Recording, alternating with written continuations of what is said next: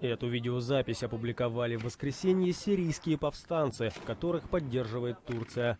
Предположительно, на кадрах представители оппозиции освобождают от боевиков поселок Дабик, расположенный примерно в 40 километрах к северо-востоку от Алеппо.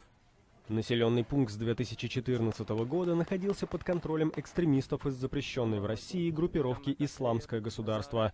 Он упоминается в исламском пророчестве как возможное место битвы между мусульманами и христианами, которое будет предшествовать наступлению конца света.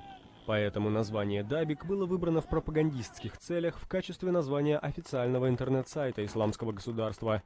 В Пентагоне захват поселка рассматривали как возможность понизить боевой дух исламистов в преддверии наступления на крупнейшие захваченные ими города – иракский Мосул и сирийскую Ракку.